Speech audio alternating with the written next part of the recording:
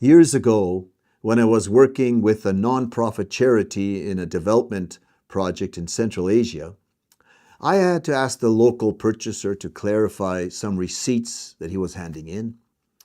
And he was noticeably upset at me and said, "Well, if you trusted me with the money, why are you asking me questions?" In multicultural organizations that I've worked with, we often have struggled with correct receipting and financial reporting, getting them done properly and on time.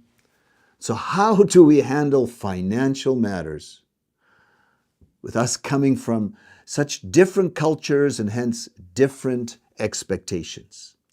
Welcome to Module 6 in our course, Cultural Intelligence, Appreciating One Another's Cultures. Today's lesson is titled, Handling Finances Cross-Culturally. Now, this is going to be a challenging lesson, as it is a crucial issue in our multicultural organizations and donors who are funding ministries internationally. And I have to say up front, I'm not a finance specialist, and so I will speak on a general level.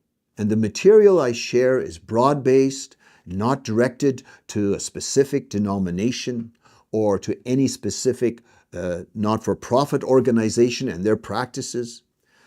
This lesson is an invitation for each of us to learn from the other, and I welcome feedback and further insights on this topic. So what are the challenges in relation to finances? On one hand, we have such a disparity between the wealthy West and many societies of the global South with less resources.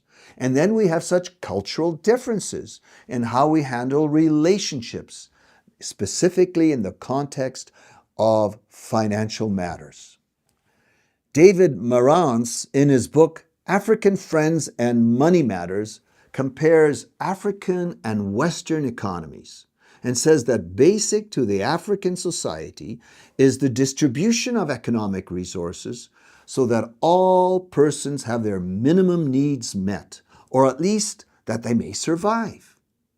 And unemployment may be high, but it is amazing how people survive and even how content they may be. Westerners, on the other hand, are occupied and sometimes even obsessed with accumulating wealth and saving for their retirement. But at the same time, they have shared tremendous portions of their wealth to support development and ministries in needy places. Now, this module will not be a lesson on the biblical teaching on money. There's a lot of that available. Rather, we will discuss the different ways the West and the rest, generally speaking, approach financial matters and financial reporting, and how we can partner in deeper, healthier ways. How do we account for our finances in our multicultural organizations? In this module, I will refer frequently to Mary Lederleitner's book, Cross-Cultural Partnerships, Navigating the Complexities of Money and Mission. Now, if you're a finance officer, a project manager, or have any leadership capacity that involves finance, I strongly recommend you get this book. Let's look briefly at the biblical basis for good accounting. Accounting comes from the word to count. So how do we count better? Do we just learn our mathematics more, or is this also a matter of the heart? Just a few biblical texts that can set the stage for this specific issue of good accounting. So first of all, the need to give an account. We know the story in Matthew 25 very well, where the master gives talents or bags of gold to his servants before he leaves on a journey. Now, in whatever way we interpret the talents or the bags of gold, the principle is clear. The servants of the master are called to give account. The master comes back and asks them, "What did you do with what I entrusted to you?" So basic to proper handling of funds are two steps: asking for accounts, and then the counter response by giving an account. We need to be able to report on what has been given to us, to count or to respond what we have received, and to explain what we did with that. So accountability is responsibility. Secondly, what about the sin of embezzlement? You may recall the Old Testament story of Achan in Joshua chapter 7. It relates to the mishandling of goods. The people of Israel had experienced stunning military victory, and suddenly they faced defeat. And the reason was because of embezzlement. In the story, Achan takes material spoils from the enemy and hides these spoils in his tent. His sin is that he tries to procure or acquire resources that did not belong to him, and he was put to death because of this.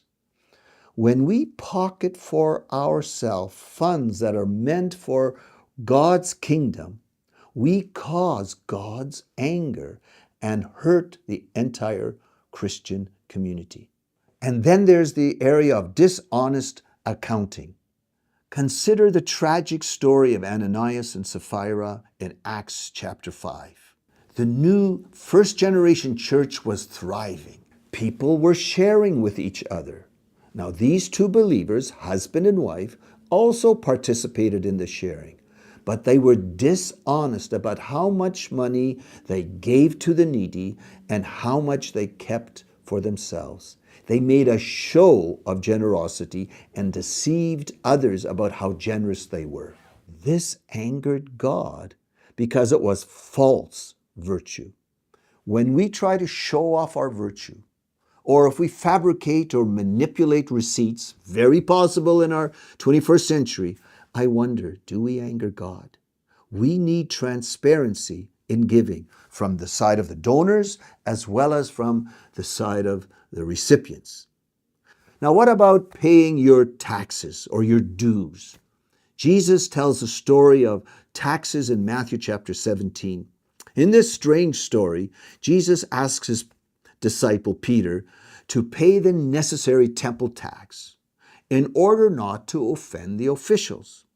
And in Romans 13, Paul urges the church to pay their taxes to the Roman authorities. Both passages seem to mean that we should honor the governing authorities by paying the taxes as they ask of us. In other words, sloppy accounting and tax evasion are not honoring to God nor to those in authority. Let's stop for a few minutes and do this next activity, and then we'll go on to the next video.